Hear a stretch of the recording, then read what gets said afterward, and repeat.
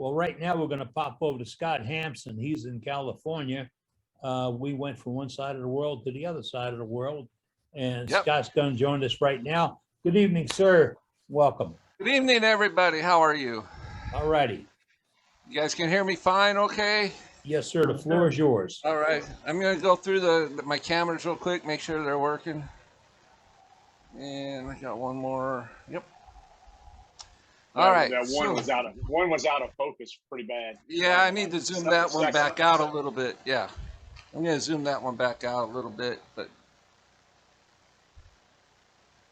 I think I got the autofocus set on it wrong. Well, today I'm going to be making ornaments for you guys. Like this one, I'm going to add some milk paint to this one. And I'm going to show how to make a couple of finials. I got a nice design on this one here. And there's also a finial, if you guys are interested in seeing. This is a Bob Roseanne type of finial with the drops coming down. I can show how I do that too. Oh, that's pretty. But the first thing I'm going to do is I'm going to show you guys how to make the globe and hollow it out. So, I have a piece. I got a piece of, yeah. Scott, we have about an hour. Okay. Well, let's get cracking. Okay, this is a piece of maple burl I got on there. So I'm going to grab me a half-inch bowl gouge, and I'm going to start turning this thing around. Let's do the overhead. Start your lathe at the slow speed as always. I already got everything tightened down. I already checked everything before we started here.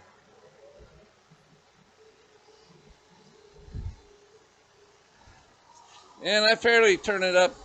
That's a little too fast, but probably about 2,000 RPMs I start out with. I'm just going to start rounding it out first. It looks like the tool rest is a little too high. Let's drop it a hair. Oh, this is my detail gouge, not my bowl gouge. Hold on one second here. There we go.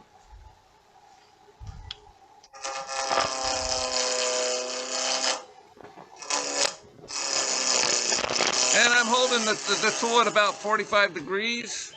The flute is.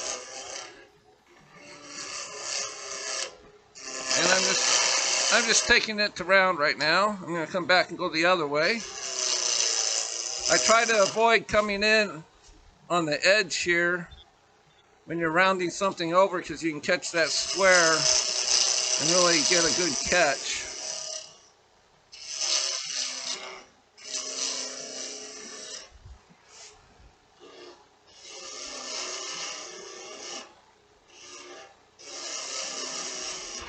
So I want to grab a pencil real quick here.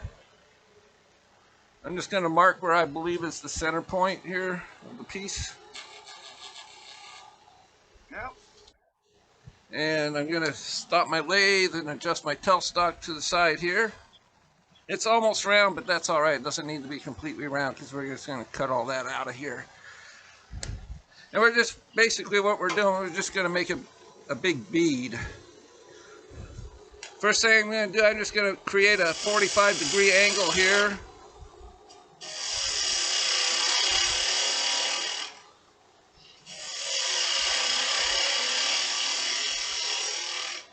And then I'm just going to come in with my tool still at 45 degrees, and I'm going to give it a twist where it's almost at 3 o'clock. Shift my body around and bring the tool in to the center there. So I'm getting a few burn marks, but we'll clean those up.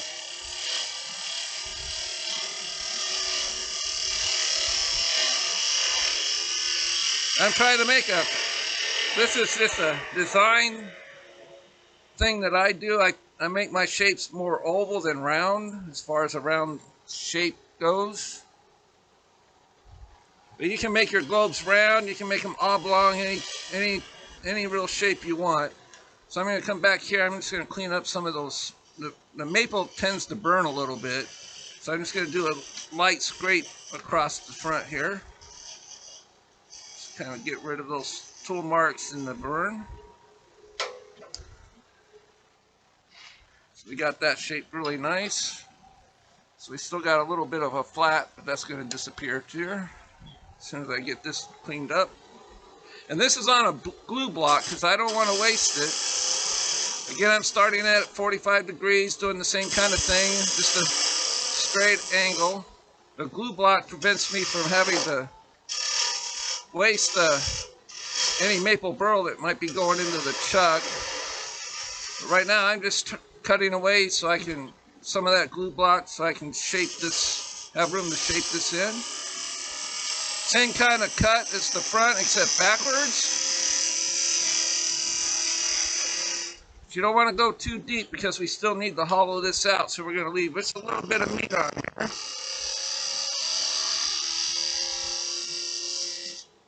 And we're going to see if we got rid of that flat spot there. And we're going to make, okay, so we still got a little bit of that. So we need to cut this away a little bit. Kind of blend that curve in.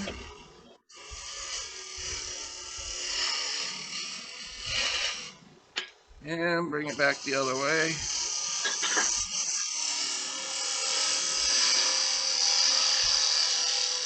Bring it right on up in there, and we'll see where we're at. Still a little bit of a sharp edge right there, but looks like that flat edge is almost gone. Just a little bit more.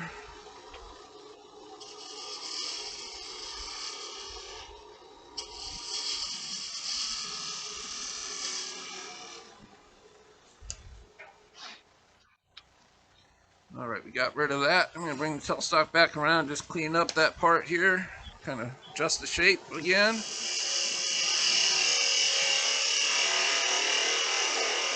And make sure your tools are good and sharp for this. Because you are cutting on a lot of angles when you're twisting the tool around. I need to make the bottom a bit flatter.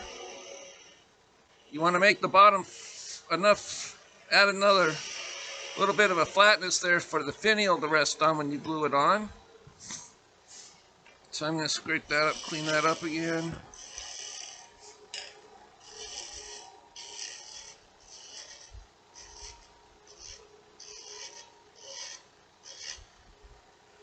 And I'm going to do the same thing on this side, just kind of clean it up, kind of adjust the shape a little more. And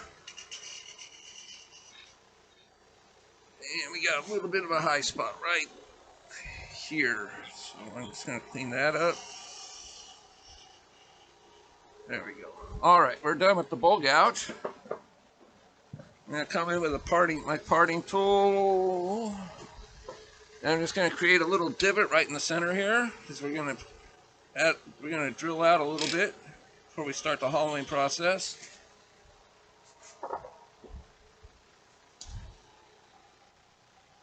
First thing I'm going to do is I'm going to drill a hole that is 5/8 inches with the Forstner bit, but that's because I know my hollowing tools will fit through that hole nicely. They're a nice small set for this, and I'll show that after I get this drilling done. And turn down the speed. You don't need to be drilling at a high neck speed here. Bring your tailstock up just a little bit more. Lock it in place. Hold on to the drill chuck here so it doesn't spin. And we're just going to go deep enough to where we hit that blue tape. We don't want to go all the way through.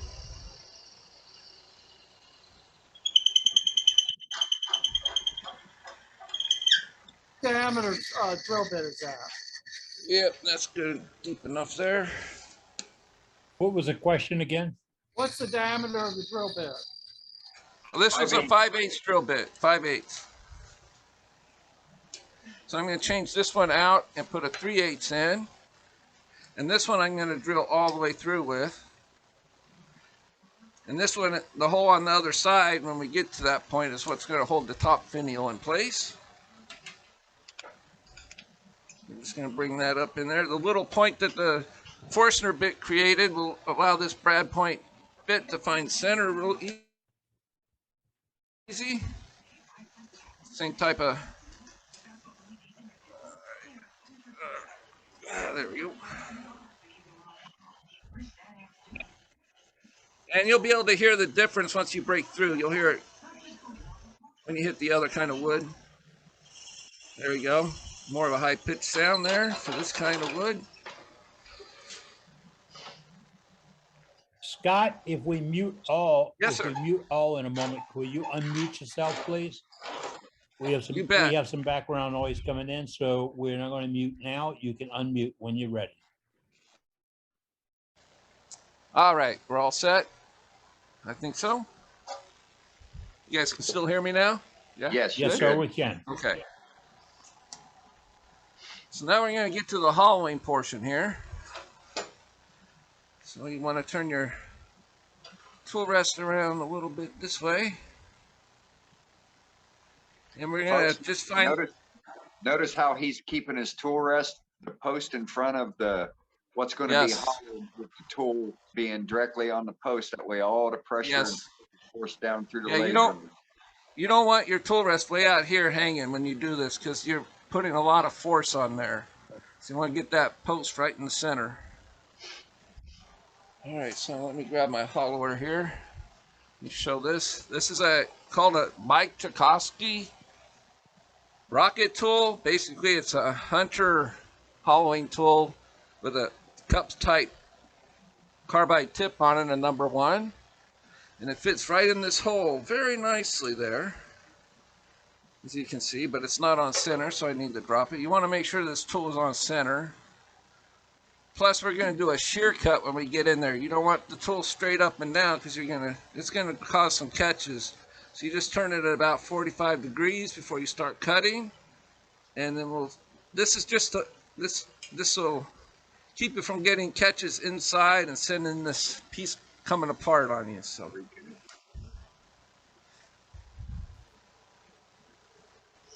And we're going to turn it up to about 1500 or so.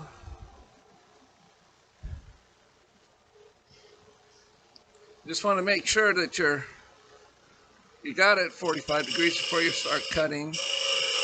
And the hollowing is just so you can, it's just basically for lighting, making the globe lighter. I'm not really concerned about wall thickness when it comes to this. This is more of just to hollow it out to give it some little air in there.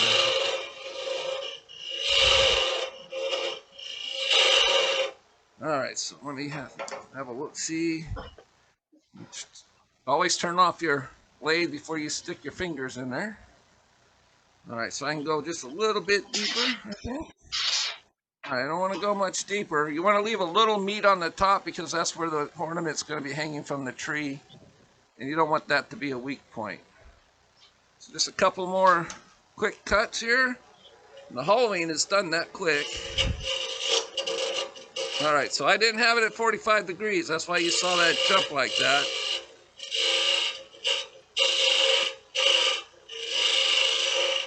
And these carbide tools cut really fast. And when one part of it gets dull, just like a easy wood tool, you can just loosen it up and turn it a little bit, and you're all set. You know, hopefully I don't breathe any of this in. And we got that deep enough. So now we're just going to go to the parting off stage and the final shaping. So we're going to cut a little bit more of that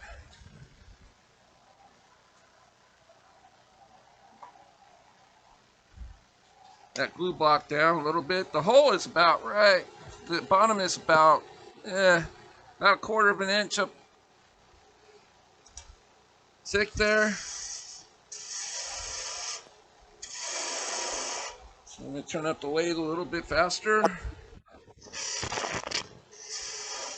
Is there a question? And I got the tool pretty much starting at 45, and then I'm just going to give it a twist and bring it in. You don't want to go all the way through the bottom this way because you want to be able to clean it up and sand it.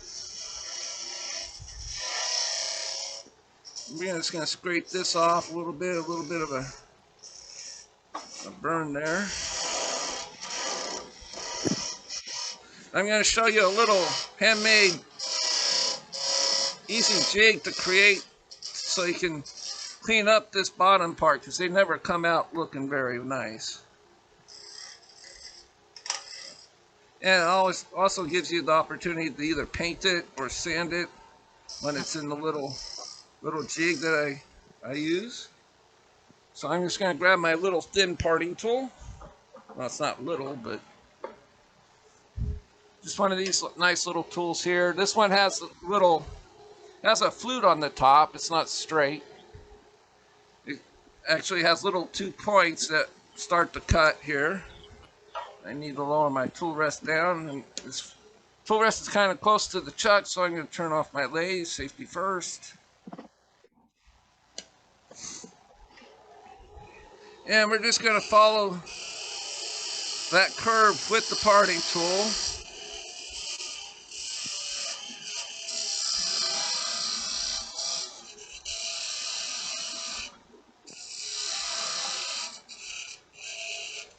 And if you need to, you can just touch it up with sandpaper really, really fast here. I'm just going to use a little bit of 320. Just to get rid of any slight tool marks that might be on it. So I want to spray this with sanding so you guys can see what the grain looks like when we get to that point.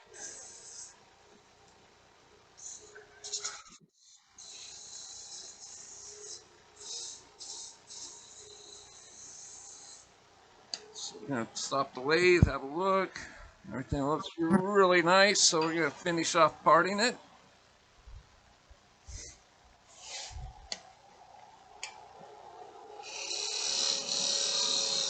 And just a straight cut. Just don't grab the piece in your hand, just let it fall in. Just like that. As you can see, it does leave some marks on the bottom, so I'm going to grab my little jig here and I'm going to show you how I clean that up.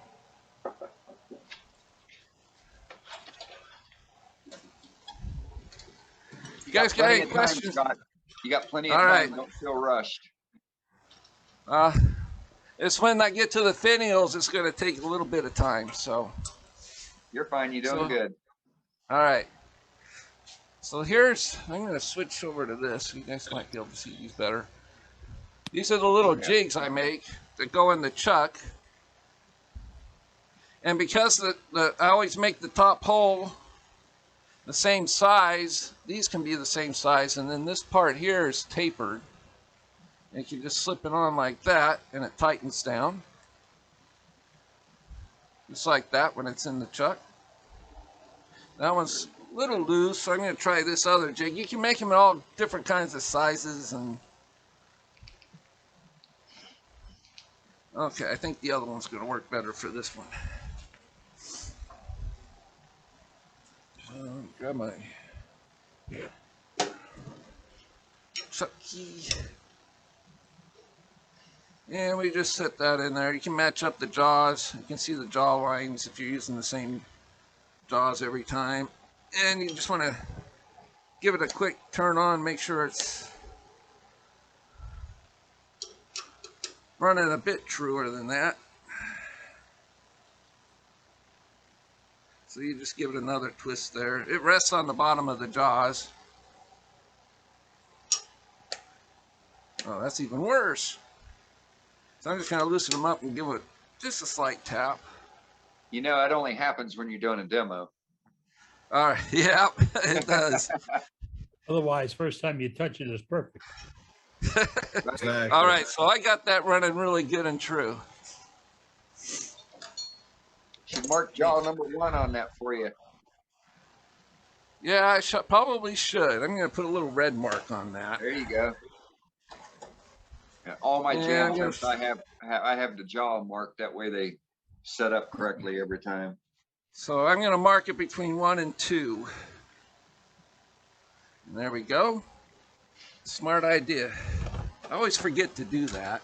I always tell everybody else to do that, and then I forget to do it. Right? All right, so I need to grab this, my tell center. All right, just as a safety precaution here, this helps bring the Just helps the tool stay on a little firmer. Kind of will press it on and make it more even. Let me bring this up. So what I got is a piece of brass or copper. It's just a copper fitting for a pipe, and it slips right onto the end of the threads there. So I can bring this up right here, and I just kind of snug that right up to the piece. And you can see it pressing on a little bit. It gives it a more, not too tight to where you're going to crack it, but. And you can leave that there while you do the finishing up of the sanding and things like that. I just wanted to show you that jig. So I'm going to back this off, and I'm just going to clean this little area up just the slightest. Most of that will be covered by the finial, but you just don't want to, you want that finial to sit nice and level. So I'm going to grab me my detail gouge. Where do I have my detail gouge? My little detail gouge. There it is. So I'm just going to come in here. I'm just going to clean this up with a little scrape. And it's running pretty true. You said it's a detail gouge. It's got a flute. Okay, now. All right. There you go. Yep. It's a shallow flute detail gouge made by Thompson Tools. You can see the sticker right there. And you just got to just bring this across a little bit, just light. It might spin on you, but that's all right. You can just give it a little shove back onto the piece there. That's where sharp tools come in handy. Oh, yeah. I sharpened these all this afternoon before I did anything else. Yep, smart. Looks nice, Scott. You're doing good. So I'm just going to, yeah, it's looking pretty good. I'm just going to touch it up with some 180 real quick. Move the tailstock out of the way before you do any sanding. See, it lets you get right up to that hole when you're sanding, which is really nice.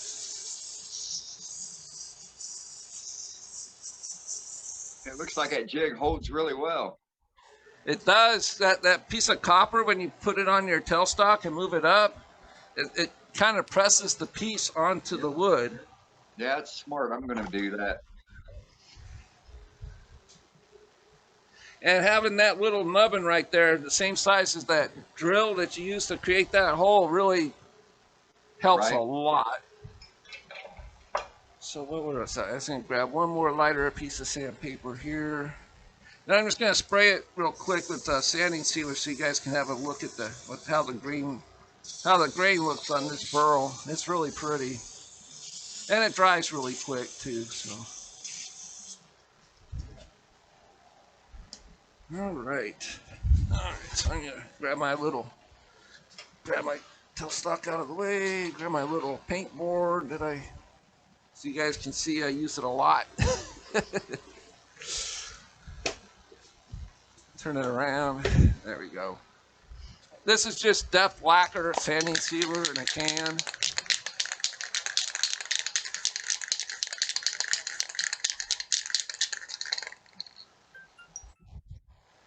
And just a couple of, hopefully that grain is popping in the camera there. Yeah, it's coming through.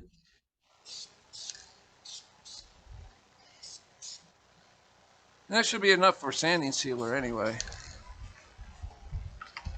And once that's dry, I usually take like one of these Scotch-Brite white pads, not the green. I'm not sure where I put it. It must have fell on the floor somewhere. Just to knock the fuzz off? Yep, just knocks the fuzz off, and then you can put your final finish on it. I'm not going to go into that today because everybody has their own liking of lacquer versus shellac versus polyurethane. Does it want to be shiny? Does it not? See, it's already pretty much dry already, so you guys can see it's got really pretty grain. And thankfully, I have a whole bunch. In fact, here, I'll show you there's a big burl I'm going to cut up one of these days. I get those out of Oregon and Washington. I have relatives that live up there, so it's nice to have people that are. Yeah, it's a good hookup. All right. You We can have a pull that. question we have a question in from Tim Hatch in Texas. What do you do to protect your chuck from getting fouled from the sanding, sealer, etc.?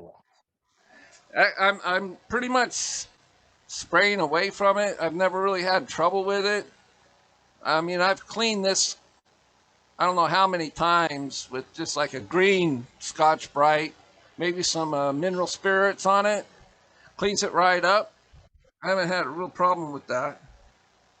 So I'm gonna come back with this one because I wanted to paint this one. I already got the paint mixed up. And it'll only take a second here. I should just left that board up there. I'm using milk paint and just a foam brush. I'm going to use blue on the globe here.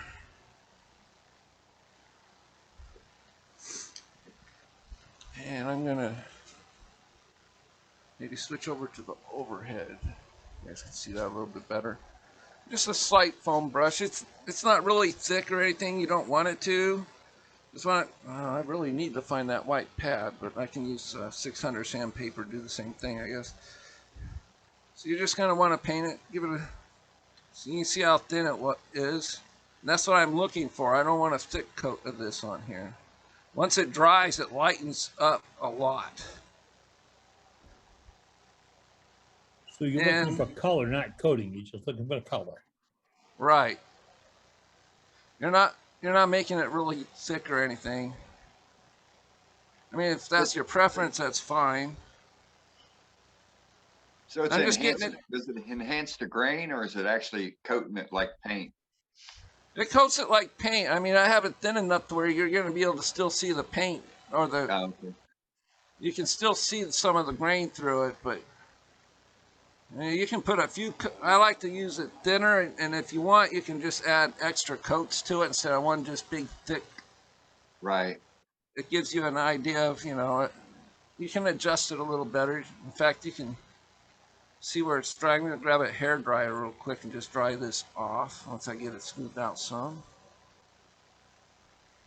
And that's good enough right and you there. found it's best to put the paint on like that with the lathe off and hand turn it? Yep. Okay. Because if you don't, you're going to have paint spinning all over yourself and all over your walls. And so I'm just going to turn on my hair dryer here. And it dries pretty quick. Hey, Dane, you ever seen one of those? The hair dryer. Use one every day on my beard. Oh, okay. So I can see just a little bit of a run in it. So I'm going to grab that brush and clean that up a little bit.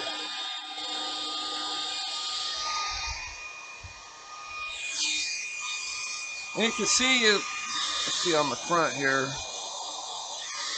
You can see how light that blue is starting to turn once it dries. Yeah, it is a lot lighter. Makes a big difference. And I don't finish these at all. I just leave it just the paint. I don't want to. Once you put a finish on it, like an oil or a varnish or anything like that, it really darkens the color. And I like just the natural color of milk paint myself, so. Yeah, that was kind of a thick drop right there, so I'm trying to get that dry.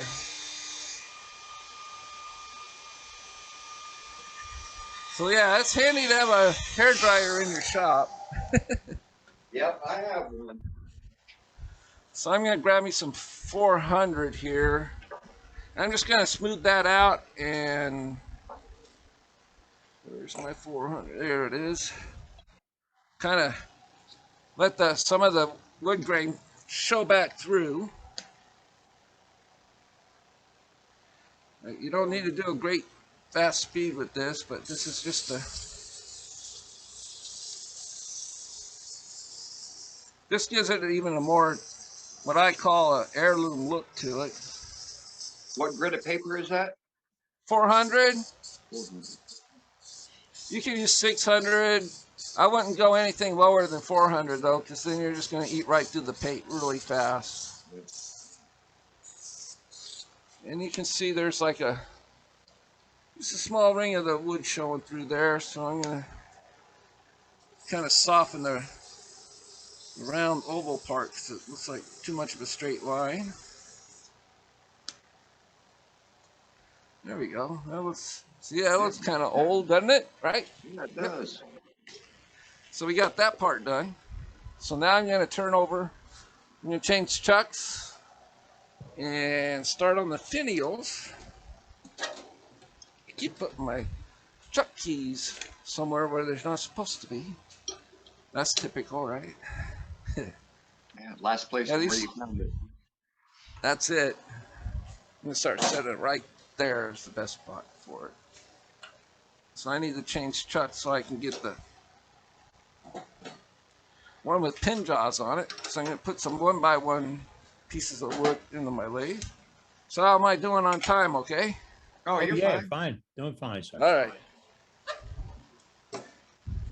See, the finials are what I really enjoy making. I make like 200 finials a year doing this. Wow.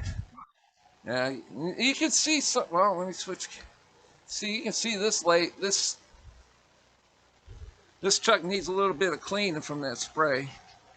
The mineral spirits seem to take it right off the metal though, without etching the metal at all. So get some of that out of there. I'm gonna grab me a piece of what looks like maple. It's either ash or maple.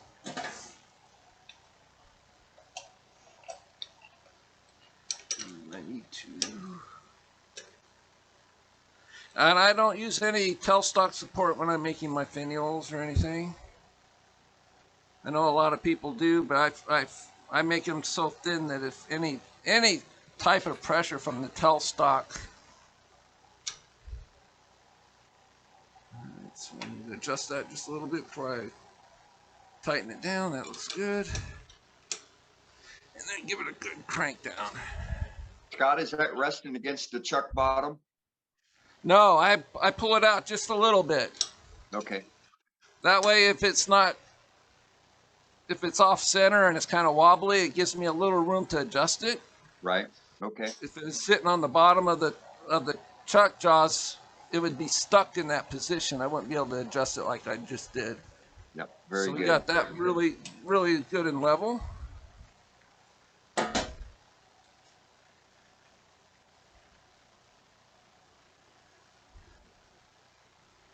How'd you get my tool rest? It's everybody's tool rest, right? Nowadays. I know, right? Exactly. So I'm gonna. On my face. So I'm just gonna double check that tightness because yeah, that's good. So what I have here is an old Blazer roughing gouge, and you can see that the tang is pretty thick on this puppy. Yeah. Yeah. It's nice. I got this. Our club had a sort of like a every year for the Christmas party they sell. Somebody brings tools to sell and stuff, and somebody brought these. They brought one other one, but I'm not sure where it's at right now. But I love this thing. It holds the sharpness for a long, long time. I've heard nothing but great things about this, and this is one of this was made years and years ago. Yeah. Yeah. It's an old. It's an old one. I wouldn't be surprised if he had his own hands on it. So what I'm going to do now is I'm just going to start turning it down. I'm going to turn it round, and I'm going to give it kind of a cone shape to start with, because that's where we're heading to anyway. Yeah, you can see how nice this tool really, really cuts.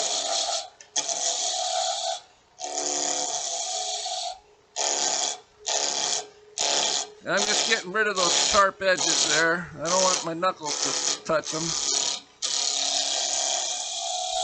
And I'm just going to cut in and do a pilling cut right here down to where it's round.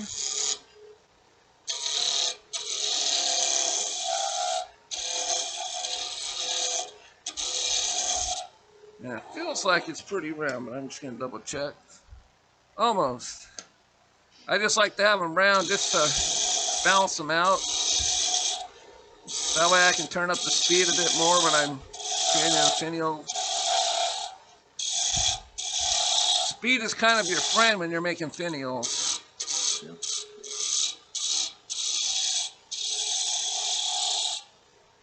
All right, so that should be good and round. Yep. So I'm just going to angle my tool rest just a little bit. I'm just going to touch up my tool rest just a hair. So I'm going to kind of cut in on an angle there. It might be too much. Yeah, that's about right. Nope. Yep, there we go.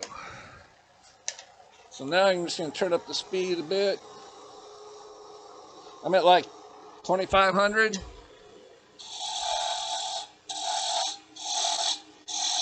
And there's no rush in making finials.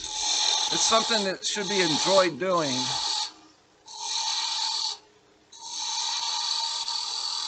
So you can see I'm just kind of slowing down towards the end because the wood is actually spinning a little slower. So you want to slow your cut down when you get to that part.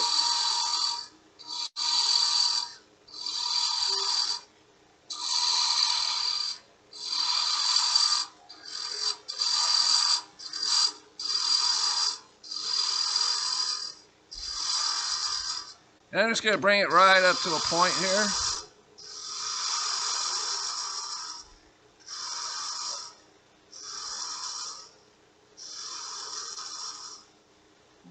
And one more cut.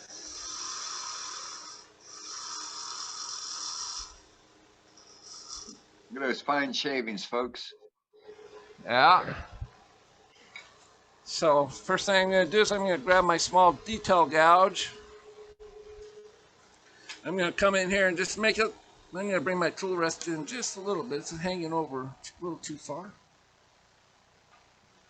And raise the tool rest. The closer you get to the tool rest, the more you have to adjust it up, I find. So you want this pretty much on center once you get this turned in there. But I'm just going to do a straight up and down into a twisting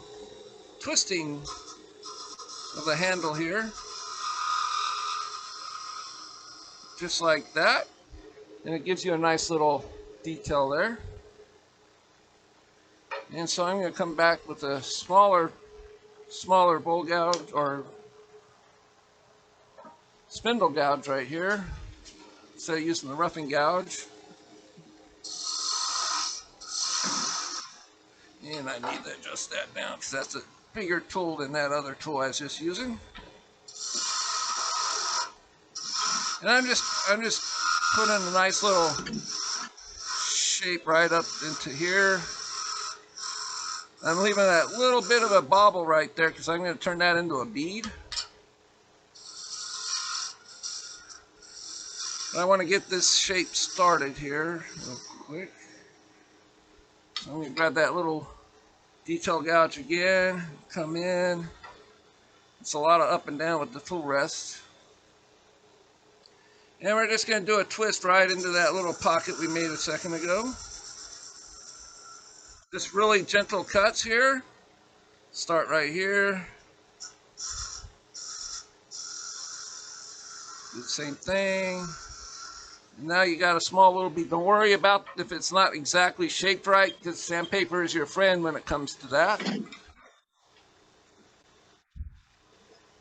A little bit of a touch of a sandpaper and it'll shape that right up into submission there. So now we're just going to shape a taper here.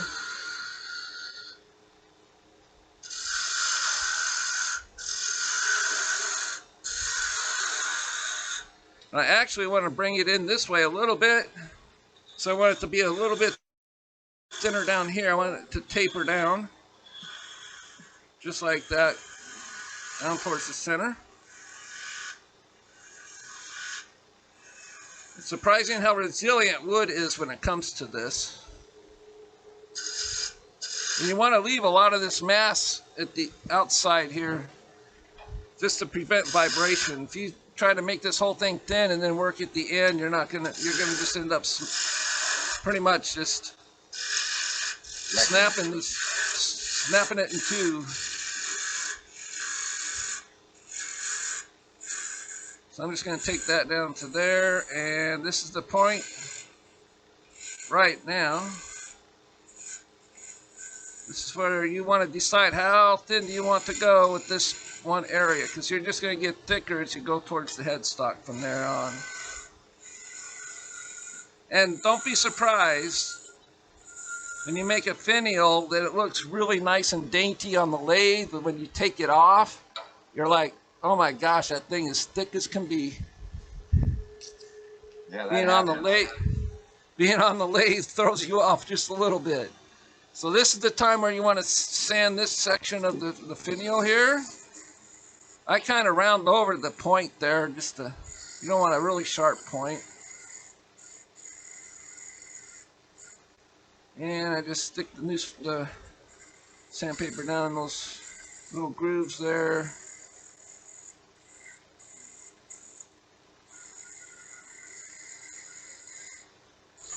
And I'm just going to sand this one part leading down into that spot, because I still got a little more work to do coming into it.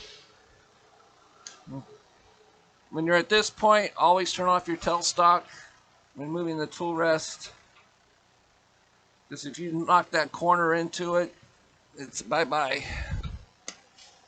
So back to the spindle gouge again.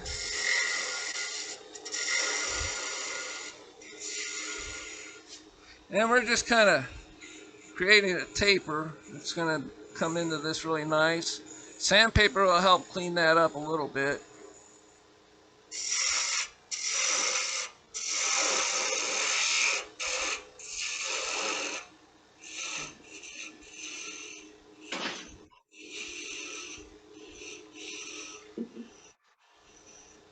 And I'm just cleaning it up.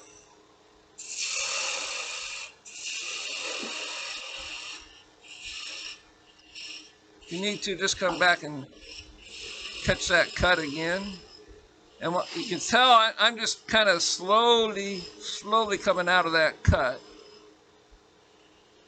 Creating a nice taper right here. So I need to take a bunch of this away. So I'm going to put an onion shape on the end of this part here. So I'm just going to carve it down into this.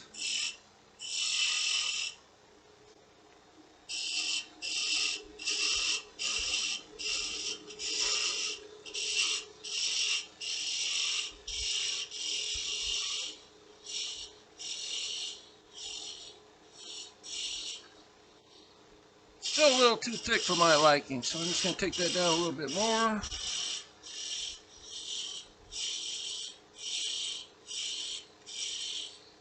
I know we kind of carried away in this, but right about now, I sharpen my tool.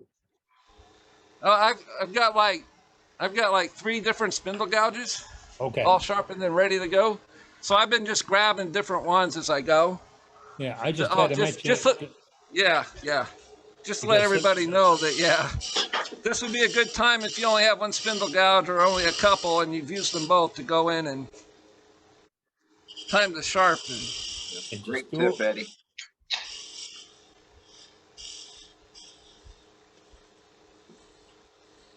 So this is a little thicker than I wanted, but I'm not going to chance it here. All right, so I am going to grab that other spindle gouge here. Actually, I'm going to grab me a smaller. This is a detail gouge. You can tell by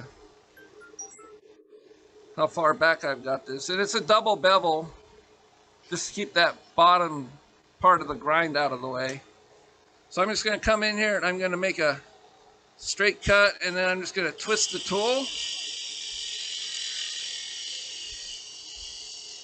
It's like that, and it's kind of making an onion shape. Sure is. Yeah, I'm just going to come in here and touch that up going in. Don't go too far or it's going to come off. Now I'm just going to lightly, I'm going to move my tailstock out of the way. Just put my fingers underneath there while I'm sanding. Just give it a little extra support. Kind of round over that bottom part of the onion shape there.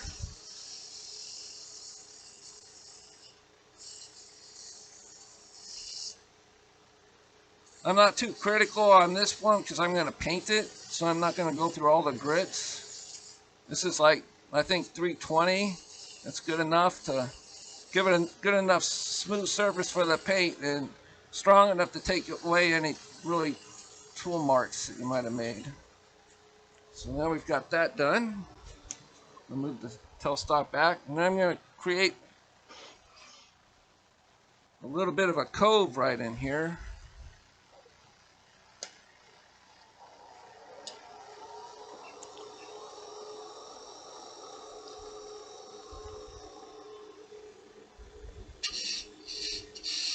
I'm going to grab my other spindle gouge here. Which one did I have already sharpened up? There we go. Freshly sharpened one. And this one has a more blunt end on it for making coves than my detail gouges do. So I need to move my tailstock in just a little more here. So get a little further away from me. Make sure the cutting angle is right. I'm going to raise it up just a little bit. Banjo. Oh, I know. I always call it the wrong darn things. I get in the habit of always calling my tool rest the tailstock, and That's okay with woodturners. We can change the name out of anything at any time. It's okay. Right? That's it. So I'm just making a nice little cove right in here. So you can see I'm working back and forth because you want to work your way downhill into this. And having a more rounded spindle gouge helps with creating the shape.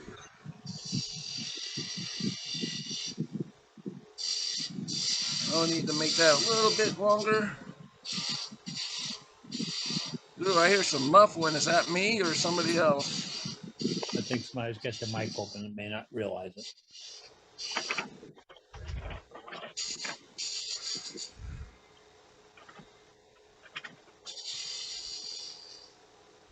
So I'm going to come in here with this and just make a little cut in right there, just so I know where it's at. And I'm going to grab my smaller detail gouge and clean that up because you want a nice crisp edge right here. Make sure that the end is clean. I need to raise my tailstock up a little bit, my tool rest up a little bit. This is a smaller tool. This will give it a nice cut right into there. That's sweet. And I'm going to do the same thing with this one. It's a little bit of it's a little rounded, so I'm just going to bring that in right here.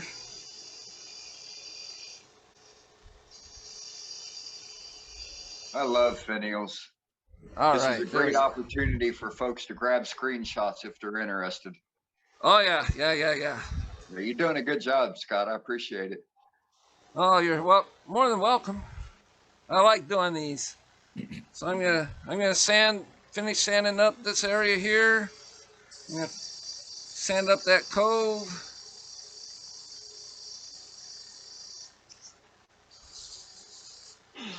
Underneath right there. And then we're gonna create the base of the finial that will sit onto the bottom of the globe here. I'm gonna grab me a semi-small detail gouge again. Make her wear that the whole time. Turn the speed back up. And I'm just gonna start another detail right there, opportunity. It's so nice. They did a photo shoot with the Vern for his. And I'm just going to create a cove right into that detail there. I knew they were going to do it.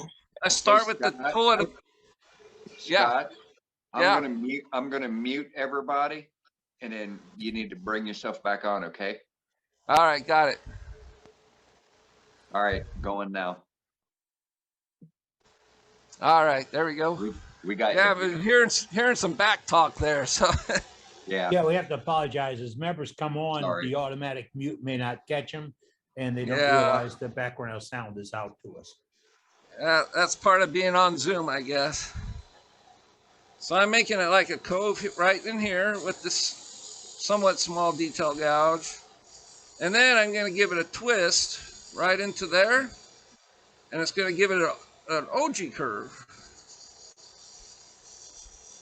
Just like that. And I'm just going to, a little bit of a, you have to grab my smaller detail gouge because I see just a tiny little ridge under there. I probably shouldn't do this, but you know. Yeah, you nailed it. Yep, there we go. Good job. So now I'm just going to grab me a small parting tool. I'm going to decide how thick this parting tool I've cut on a slant. And when I put it underneath where I'm going to make the tenon that goes in the bottom of the globe, it's going to undercut. If I keep that angle of the parting tool straight, it's going to follow through and create a undercut. So I'm just going to start that out right here, just so I have an idea where it is. I'm not going to cut it off quite yet, because I want to create a slant. I have to stop the lathe. I'm going to create a slant going inward. This nice little slicing cut here.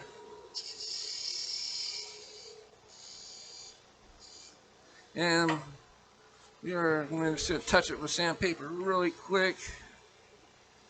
You can just round over your sandpaper and get it in these little nooks. Stay away from the sharp points or you're going to round them over. So we got that done, so I'm going to paint that white real quick. How are we doing on time, guys? Oh, we're doing fine, You're sir. good. All right. Glad to hear it. Yeah, you're golden. This is pretty much the same process, except I need a clean brush. Some white. I made this a little thicker. It's not going to be so runny. Just like coats, though, you don't want to fill in all those little details, so you just want to be careful when you're getting close to there. You don't want all those little cut in areas getting full of milk paint. You can come back with a little paintbrush, which I will do, and just clean all that out of there before it dries. That was way too much there, so I need to spread that around. The more you push on the brush, the more paint that comes out. So you gotta be careful of that. Make sure the rim has got paint all the way around. Make sure the cove has got paint all the way around. Sure, there's paint all the way down into those little grooves that you created so painstakingly. Add a little more paint to the end there. Seemed like it didn't get enough. No. So have you figured out whether it was ash or maple? No, I think it's maple the way it was cutting though. I have like 100 of these little spindles made out of both ash and maple, so they get kind of mixed up sometimes. So I got me just a little paintbrush here, and I'm just going to clear out. Let's wipe out the excess there, get it out of the grooves. Uh-oh, we got background noise again. My goodness, there's a lot of it tonight. I'm just going to smooth out the paint, get it down into those areas I need. No, looks like it got turned off, whoever it was. This just helps smooth it out. You want this.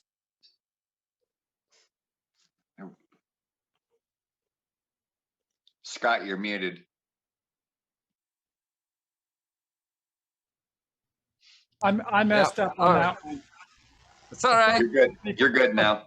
Yeah, all right. Yeah, I'm just getting that excess paint out of those screws. You don't want it all gunked up in there. It gives it kind of a icky look. You want the details to stand out as much as you can. That's why I keep going back and wiping off the excess paint that I'm pulling out of there. Milk paint's water soluble with a little bit of that and going dishwashing liquid, you clean up everything, right? Yes, it's all just water. I just use bottled water so I know it's clean. Doesn't have any impurities in it really. And you can make it as thin or thick as you want. And if you go to this is kind of an ad, but if you go to the realmilkpaintcompany.com, they got a huge array of colors that you can choose from. So this is showing through pretty good. I'm seeing a lot. Oh, still got a little bit of paint out of there. So I'm just gonna hit it with the blow dryer really fast. It's almost dry already anyway.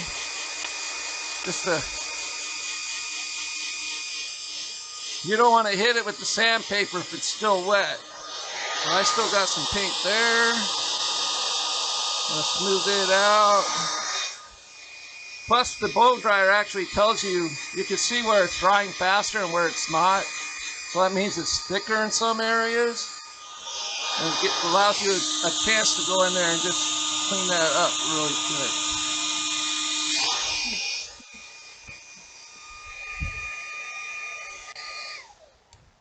And I'm going to do the same thing. Grab that 400.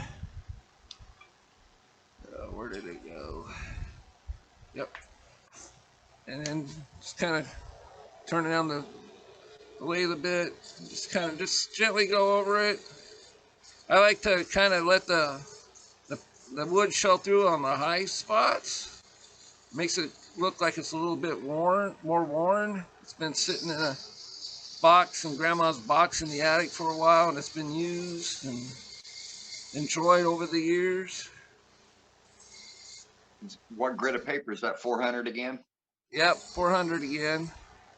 So I'm just going to touch these little high spots with it. You can see the paint coming off there. Same here. I'm just going to touch, let it do its thing there. Touch it right here on the end there.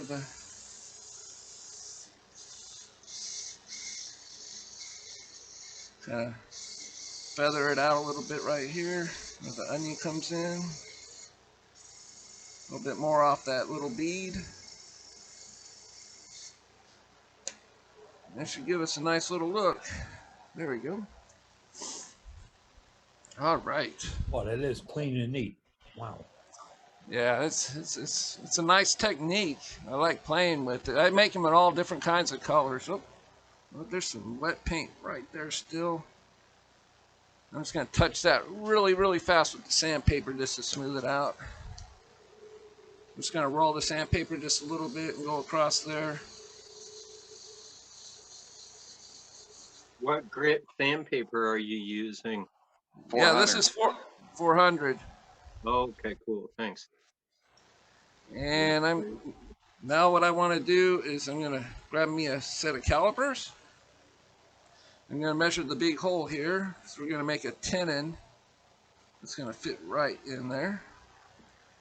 I might have to put a little more blue paint on this before I glue it together, but that happens. So I'm going to grab that small parting tool again that's got a slant to the grind. Make sure that's a little too high. First, I'm going to grab my regular parting tool and just cut an area beyond that. Make some clearance. Yep. Now it's going to allow me to measure with my calipers how deep I need to go.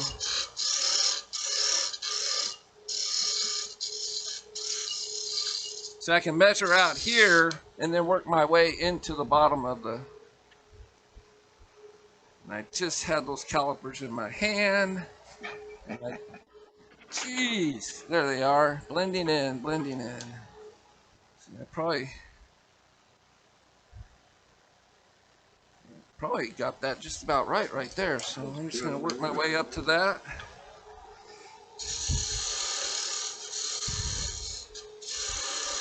It's all right if it's just a little bit of loose. That way, if the wood expands or contracts, it gives it a little extra area to move without cracking the globe apart. So we need to go down just a little bit more.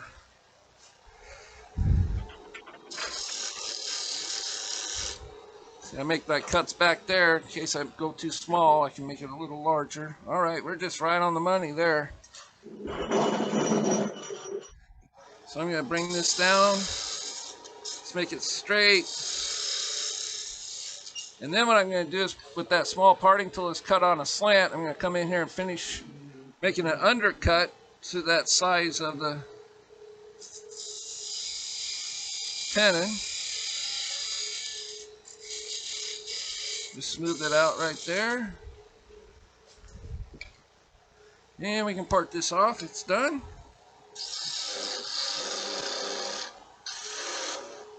Always go back and forth with your parting tool so it doesn't bind up in there. Leave a little bit of this tenon there for gluing up. I got my hand there just for safety, but as you can see, it's on there barely. But this way I can just give it a twist. Comes right off. Yeah, I'm gonna have to add a little bit more blue there, but it's gonna fit nicely right into that area once I get that cleaned up. Now we need to make the top part, so I'm just gonna pull this out just a little bit. The top finial.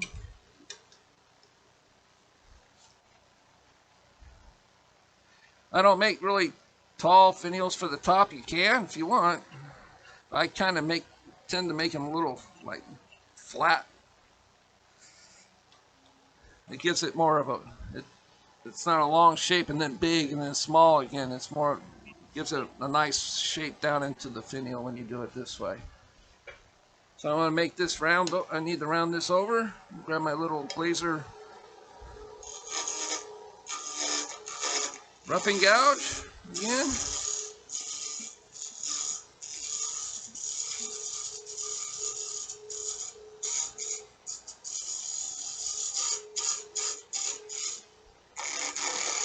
Just bring it right up to the chuck there. I think I got it round. Just a hair. Don't want to leave any flat spots on your finials. Important safety note, folks. He has stopped the lathe to check to see if he had flat spots. Do not grab that lumber while it lathe is spinning. No, your fingers and everything else will go right down in there, and you're just going to get a world of hurt. Permanent splinter. That's going to be under that. Oh boy. Yep. So I'm just going to clean up the top here.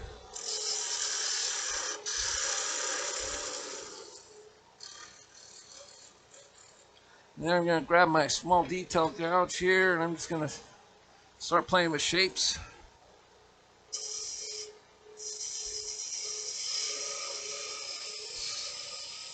I'm just going to stop right there for now. That's pretty good. So what I want to do, I'm just going to make like a cut towards the middle. You can see it getting a little bit smaller there. And then I'm just going to clean that up. And I'm going to do the same thing. I'm going to make like an OG curve. Make a groove right here and then twist the tool. It's a little bit too much of an OG curve. Now I can just get that in that. It looks a little too big for me, so I'm just going to take that down a little bit. And probably take some off the top. Yeah, that looks much better. More to my liking. There's so many design opportunities when it comes to making these kind of ornaments. Sometimes it's just what the wood wants to be. That's it. So I'm going to slide this out of the way, touch it up with some sandpaper real quick.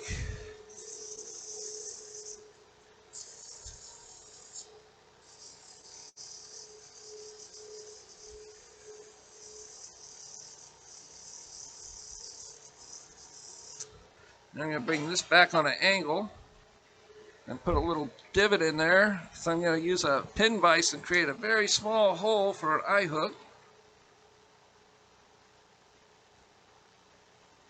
You just want to bring that in there just a little bit. And where am I? There they are. And I've just got a small pin vise here that matches the thread of the eye hooks that I use, and you just take it and you just slip it in there a little ways and then back out. Do it one more time just to make sure the shavings are clear and you're all done that quick.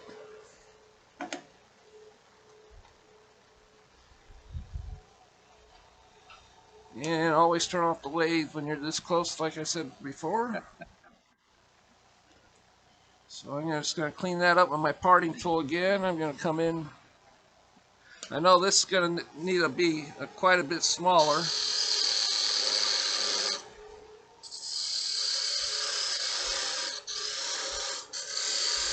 But I'm going to paint it before I finish cutting this. So with the white paint just to make it match, I'm going to make a cut inward.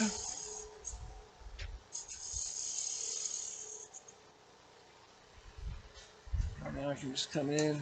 I'll probably have to re-drill that hole because sometimes I get ahead of myself and forget that the paint's going to clog up that hole.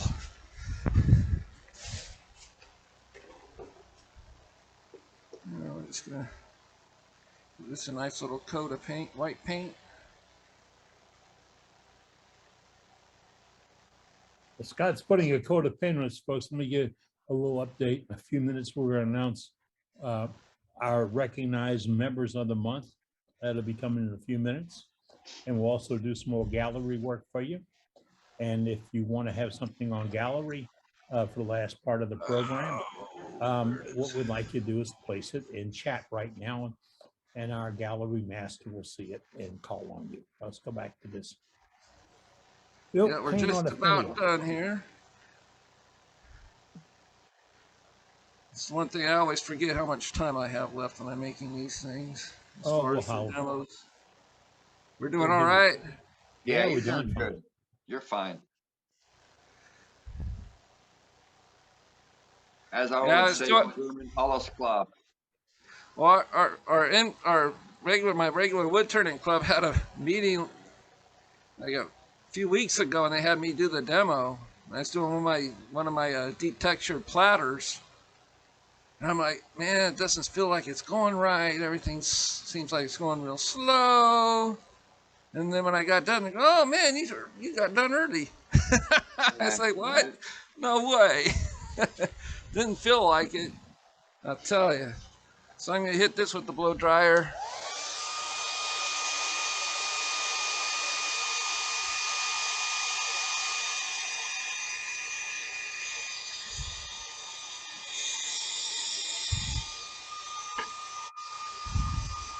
That should be good. Not much paint on that one.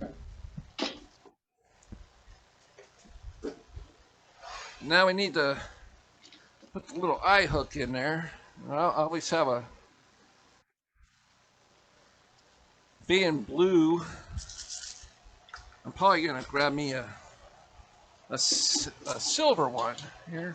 I've got like a dark brass, and I've got gold, and I've got silver eye hooks. I get them at Hobby Lobby in the jewelry section, if anybody's interested in that. All right, and we're just gonna twist it in there like this. And there we go. That hole is just enough for those threads to catch. If you're not unsure about that, you can always dab a little CA glue on the end, but I've never found the need to that.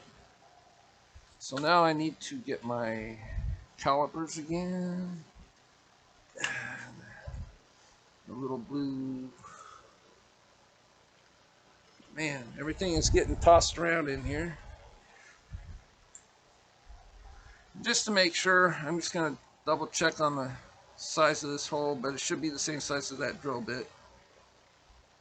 But you need to make a little bit of a tenon on the end of the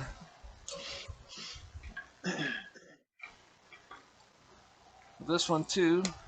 So I'm going to start back here in the back like I did before. I know it's got a little bit of a ways to go, so I'm just going to double check it. I don't want to go too far. Okay, it's a little too small. But see, I still got a little bit of room there I can play with, so just going to take a partial cut. See how that sits in there.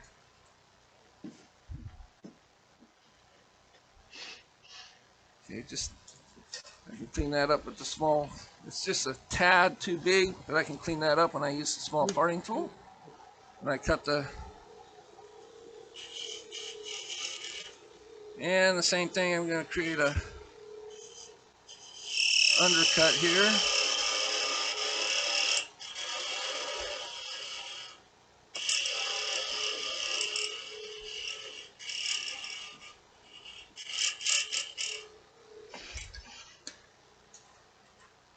And just to make sure, yeah, it's just going to be just snug. So I'm just going to give it just a touch.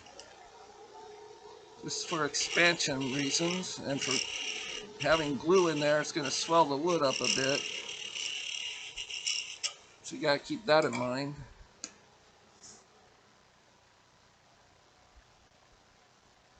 And there we go. So we are going to cut this down where it's barely hanging on, and then we can just twist it right off like that other one did.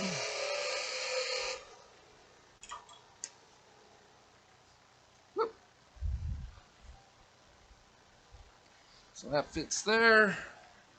I'm going to go to the face camera here. You guys can see that there. There's the top finial all done there. Bottom sits nice and snug on the bottom there. Sweet. Just a little bit of glue and you're all set and all done.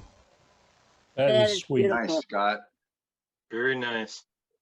Good It demo. looks Thank you. wonderful. Remember, folks, Good So how job. long did I take? I Thank you, gotta know Scott. how long. How long did I go? 122.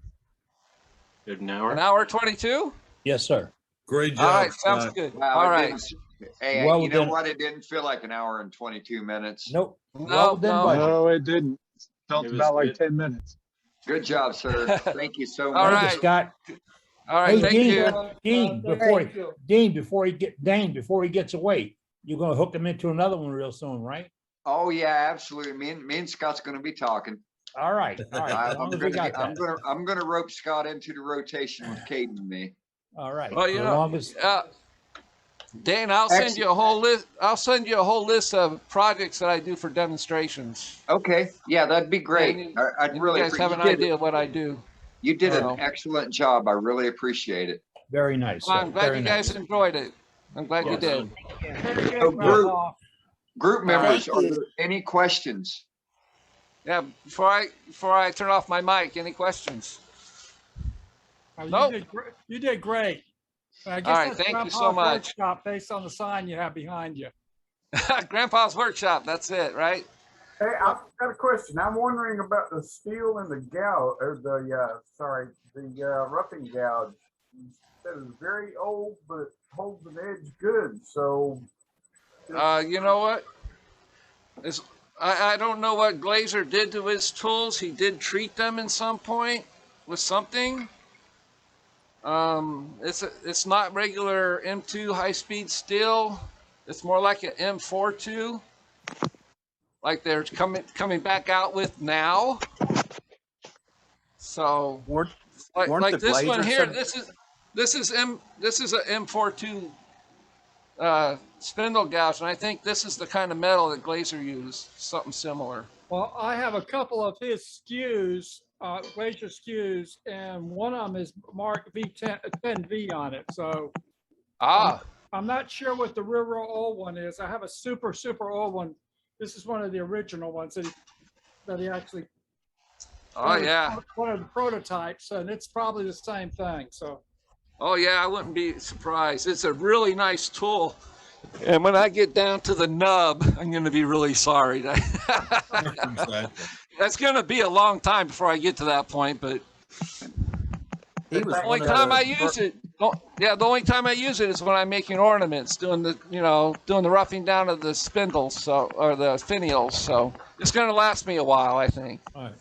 Well, again, sir, thank you so much. It was a great demonstration. We very much appreciate it. You're quite welcome.